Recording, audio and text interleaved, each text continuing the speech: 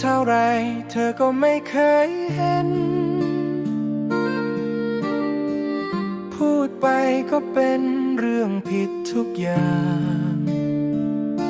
แค่ไปเจอเพื่อนนั่งกินเบียร์บ้างกลับมาถูกเธอต่อว่าไม่หยุดเลยออกไปทำงานเหน็ดเหนื่อยแทบตายกลับมาก็ยังเจอคำบ่นเรื่อยไปเหมือนว่าฉันไม่มีค่าในหัวใจ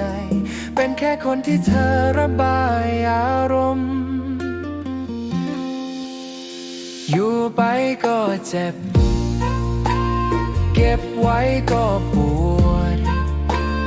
หัวใจร้าวรั่วทุกคืนต้องทนรักที่ให้ไปไม่เคยมีเหตุผลมีเพียงคำบ่นทำร้า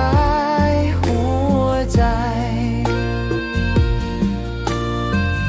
อยากมีผู้หญิงที่เข้าใจฉันบ้างไม่ใช่คอยห่างคอยทำให้ช้ำแต่วันนี้ชีวิตต้องเดินตามกรรมก็ต้องยอมรับความจริง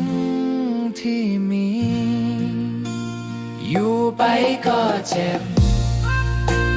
เก็บไว้ก็ปวดหัวใจร้าวรั่วทุกคืนต้องทนรักที่ให้ไปไม่เคยมีเหตุผลมีเพียงคำบ่นทำร้ายหัวใจ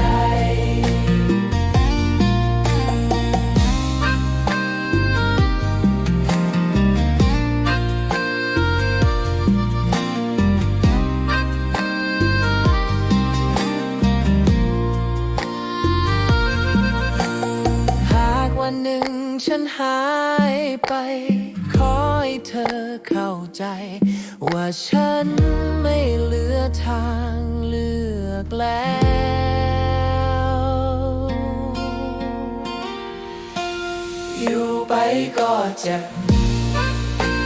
เก็บไว้ก็ปวดหัวใจร้าวรั่วทุกคืนต้องทนรักที่ให้ไปไม่เคยมีเหตุผลมีเพียงคำบ่น